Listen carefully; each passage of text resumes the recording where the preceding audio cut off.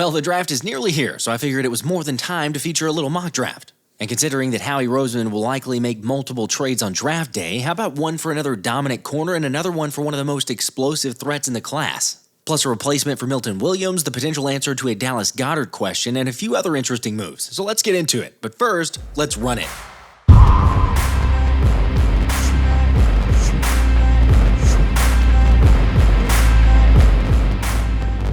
What's up, guys? This might be one of my favorite videos to make. I mean, Eagles mock draft, hypotheticals, who they might end up getting. I mean, who doesn't love it? And not to brag too much, but the last 2 years I've actually predicted who Philly would take in the first round correctly. So now the pressure's really on to keep the streak alive. Quick, toss some salt over your right shoulder. By the way, reminder to make sure and hit the like button on this video and make sure you're subscribed to the channel as well, because I'm going to be giving away this signed Cooper DeJean helmet as soon as the channel gets to 125,000 subscribers.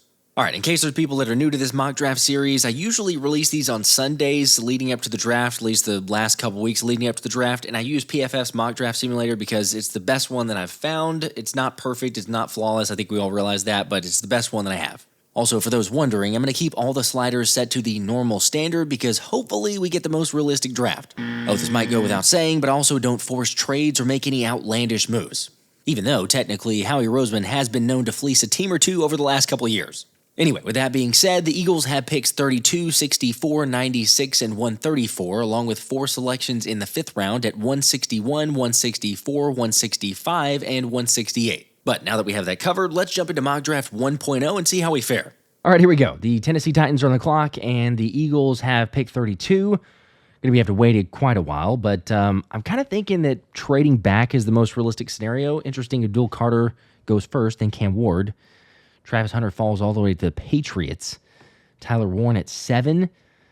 So see who falls to us here. Interesting start to the draft. Malachi starts at 13. Mike Green, 15. Donovan Ezeraku at 17. And Walter Nolan, 20. That's a guy that I would have considered potentially trading up a little bit too high there. But realistically, like I say, I'm very much feeling the Eagles trade back from 32. So let's see if we have any trade options or who might be available. All right, I got Trey Amos, Darius Alexander. But again, some of these guys I feel like I might be able to trade back a little bit and then still have options. So, okay, Patriots 38, Chicago 39. Let's see what we might be able to arrange here, like 77 and 106.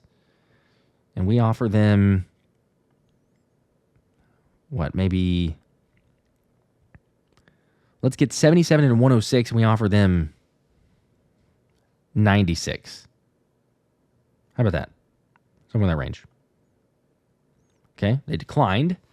Okay, 38 and 77 for 32, 134, and 168. So let's see if they'll trade for this one. Second attempt, and it's good. Okay, so 6 spots back. Now again, it makes night 1 not as fun because we sit there for forever, trade back, night's over, not much happened. Still wouldn't surprise me if that was the case, but resume the draft. Wait a couple selection. TJ Sanders, Nick Emmanwori, Shooter Sanders, Darius Alexander, Amarian Hampton, and here we go. Okay, so this one, it feels like a no-brainer to me. I've talked about this in the past, but if you look at the board, Kevin Winston, Trey Amos, Ayamenor, Morrison, Higgins, Watts. Yes, you get to go with Watts, Tyleek Williams, Landon Jackson. There's some guys, but Trey Amos makes way too much sense for me. I mean, there's just the chance with the other corner position. You lock it up, Quinell Mitchell, Cooper DeJean, Trey Amos. You got one of the youngest, most dominant potential secondaries you add to that. So for me, I'm not even really hesitating much. We traded back. We got some more draft capital. With the 38 selection in the 2025 NFL Draft, the Philadelphia Eagles select Trey Amos, cornerback out of Ole Miss. Again, I've talked about him before, but 6'1", 195 pounds, ran a 4.4 40. This dude is really high, almost near the very top in terms of coverage grades, man or zone, and he's going to not lose a whole lot of 50-50 balls. So that's incredible there. Got a track and field background. And what several scouts, including Lance Zierlein, say is that he brings an ideal blend of size, movement skills, and coverage scheme versatility to the cornerback position. And while his explosiveness and speed aren't anything special, his 2024 film shows he has CB2 floor with an NFL potential to be a CB1. Honestly, the only question really, or the consistency, is the run tackling or run support, but not a massive deal, and he still has had some significant contributions at times. Okay, corner off the board, taking Trey Amos. Curious to know how you feel, though. If the Eagles took another cornerback this early in consecutive drafts, how you feeling? Thumbs up about the move? Thumbs down? Let me know in the comments. Getting back to the draft, I'm feeling good. We had Trey Amos. Like, all right, we traded back, took a little bit more time. Got our guy. Now the next selection is at 64. See who kind of falls there. There's a potential, yes, you could trade up, but I'm not. The guys that I've taken a look at, top 30 visits, other potential areas that we could draft, I don't know that we're necessarily going to trade up in that scenario yet. Now, there will be a time. I will say that. There could be a time for sure. But at this moment, you look at the board, no trade opportunities, 64. Kevin Winston still out there. Cam Scatbow, Demetrius Knight, Dylan Sampson, Jalen Rose, Jared Ivey, Makuba, Kyle Williams. So you got some options here. No trade back opportunity. You know what I'm kind of thinking about doing here, which might be crazy. I know that we had all the Georgia hype and everything else, but do you take two guys from the same college in this draft? Like, the more that I'm looking at this here and going, okay, we took advantage of the cornerback spot. We got Trey Amos. You need an edge. Jared Ivey is someone that I could very much get behind, especially this situation in the draft. We're not moving back, and then it feels like a reach for some of the others. I don't know. At this point here, I think I'm going Jared Ivey. Take two Ole Miss guys. Call me crazy. But there you go. With the 64th selection in the 2025 NFL Draft, the Philadelphia Eagles select Jared Ivey, edge out of Ole Miss. Now, look, if you're not up on Jared Ivey, this dude is 6'6", 285 pounds, and he is definitely built for the NFL. With several scouts saying his size and strength creates versatility as a defensive end in odd and even fronts. Now, he doesn't have a ton of pass rush moves, but the ones he does know, which is the bull rush, swim move, and club rip, can be very effective, especially anything with a club arm over that he pairs with getting across a blocker's face. Plus, the more you look at it with a Fangio fit, analysts say Ivey is a physically gifted football player with a devastating power in his hands to hold the point of attack and stack and shed consistently. Now, he lacks the speed and lower body flexibility to be a speed threat as a 4-3 defensive end, so his best fit is likely more of an inside for a 3-4 front that would maximize his special strength every play. Just saying, I don't know if this causes any controversy with the Philly Dogs and Ole Miss guys. You already got some Alabama players, but SEC, that's what Howie likes. Jared Ivey in Fangio's system, a big end edge player, 6'6", 285 like I mentioned. It makes a whole lot of sense, but once again, another selection. Let me know what you think. Got our corner and our edge taken care of. So 77 is the next selection for the Eagles up, so coming fairly quickly. Do we go offense at this point? Or do we stick with some more defense? I know the vast majority goes that route, but 77 here. Take a look at who's on the board now. Makuba still there. Kyle Williams, Tate Ratledge, R.J. Harvey, C.J. West, Alfred Collins, Mason Taylor. This might be the... All right, I'm not going to lie. I think Mason Taylor might be. There's Marcus Bowe. So if you want an offensive lineman, you could talk me into Marcus Bowe. Top 30 visit for him. Top 30 visit for a couple others. Mason Taylor, though, the Dallas Goedert situation, like what's going on there, but even just the long-term, even if Goedert is still with Philly, remember, Goedert was drafted when Zach Ertz was still with Philly. So to me, it's like, why don't you go ahead and get Mason Taylor? Once again, okay, we're sticking with SEC. Maybe not a surprise, probably a good thing, but I think it's another pretty easy selection at this point. So at 77, the Philadelphia Eagles select the 2025 NFL Draft, Mason Taylor, tight end out of LSU. And everyone pretty much knows it, but obviously this guy has NFL pedigree, plus Taylor is young and could still be growing into his talent, and more importantly, his strength. I mean, this dude is just 20 years old, and with his current form, he's a tight end 2 or 3 candidate, so more of a, long-term project, but if he gets stronger, he can be more versatile and a consistent contributor. And his best work comes as a receiver because he's smoother than he is explosive and twitchy out of his stance. Also, if you didn't realize this, his separation scores are good versus zone, but land just in the 29th percentile against single coverage over the last 2 years, so he does need to work in that area. And then also at his current weight, scouts say that he shouldn't be put on the line of scrimmage because even though his blocking technique can be good, he lacks the true strength to create push in the run blocking situations or maintain blocks in pass blocking situations. Still, though, like they say, his blocking technique is good. It's more so just about putting on a little bit more strength, and that's definitely possible at just 20 years old. I don't know. How are we feeling? We get Mason Taylor in this draft, another tight end, whether or not Dallas Goedert is here, but I like the pick, obviously, because I made it, but we agree? Disagree? Let me know. Okay, 77 off the board. Got our tight end, finally an offensive player. Took a couple defensive guys in corner and edge. So now at 96, who are we getting? Makupa is still on the board, a safety. Do we go with a safety position at some point? Damian Martinez, Kyle Williams, Jared Wilson. We got Charles Grant for your tackle. That is a potential there. Like we're at 96. We've also got 161, 164, 165. Is there a trade-up scenario in that sense? Harold Fannin could have been an option. We already got a tight end, though. I'm kind of thinking this is the tackle. Honestly. I kind of think that this is the point here where we go with one of those potential developmental projects. Is it the Charles Grant? Is it the Anthony Belton? We could debate that out in the chat. You guys let me know. But I think officially that's the direction I'm going to go with because of got some defensive guys. Maybe lean more of an offense now. I'm going to go Anthony Belton. I think so. So with the 96th pick in the 2025 NFL Draft, the Philadelphia Eagles select Anthony Belton, tackle out of North Carolina State. Obviously important to note that Belton was a top 30 visit to Philly, so some more important interest on that side. Yes, Charles Grant was too, but I'm leaning Belton here. Close call, 6'6", 336, 24 years old.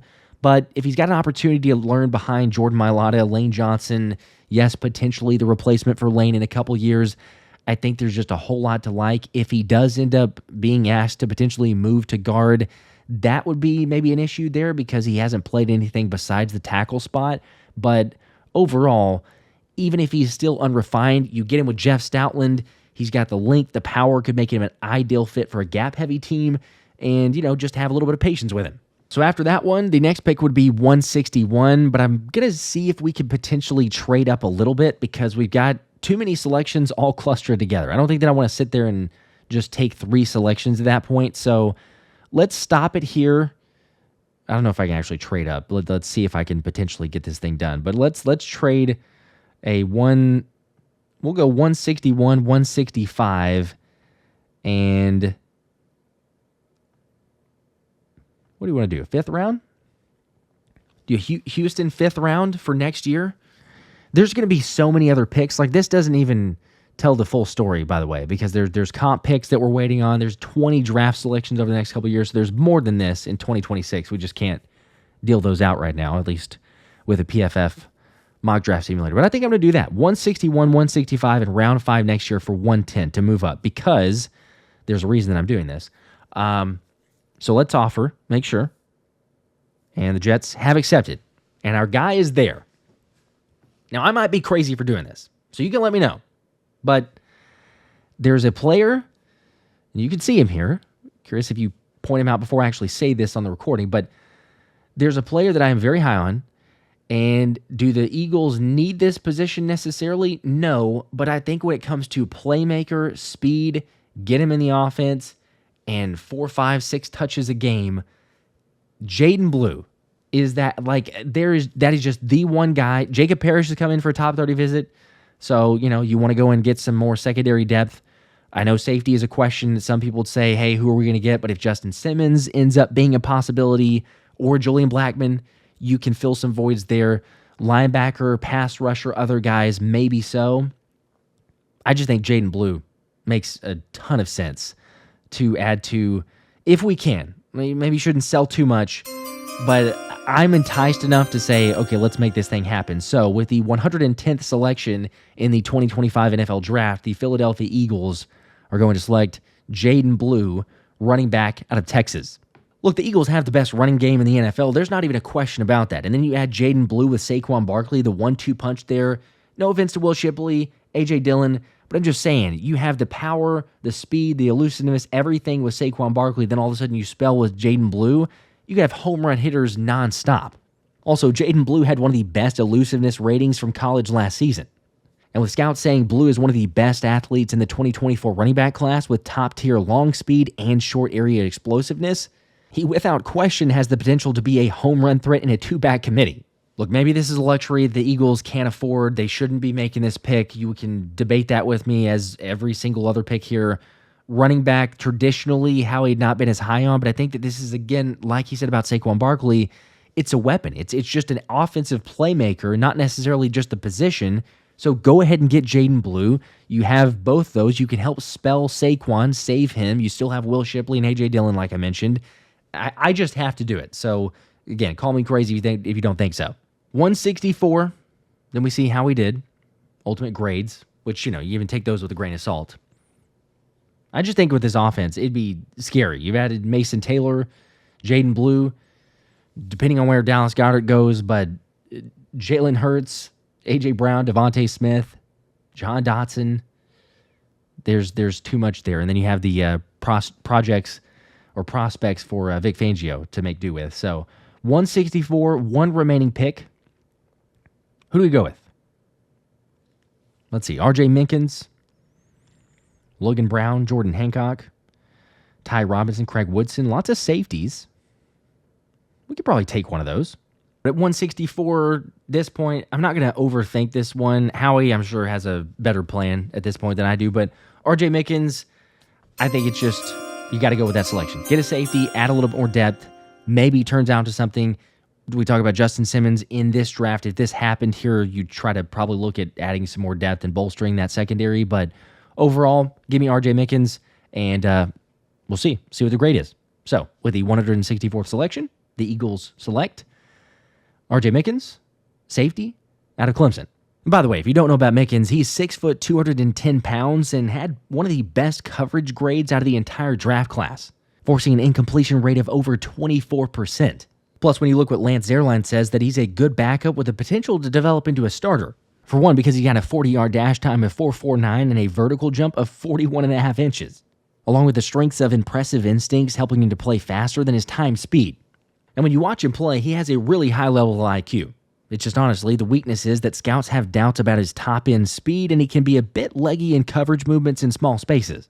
All right, well, there it is. PFF gives us a overall grade of a B for the Trey Amos pick in the second round. Cornerback Jared Ivey at pick number 64 in the second round. Mason Taylor at 77th, the tight end. Anthony Belton, Jaydon Blue, and R.J. Minkins. Overall, not a bad draft. I mean, I would say better than a B, but you guys let me know in the comments. All right, one down, more draft talk to come, and just for those wondering, I'll probably end up doing 2 more of these before draft night. Which, reminder, Thomas and I will be streaming for, so make sure to subscribe and turn the notifications on because you're not going to want to miss the draft night party. For now, drop a like on this video, and then let's debate this one in the comments. Until next time, this has been the Philly Special.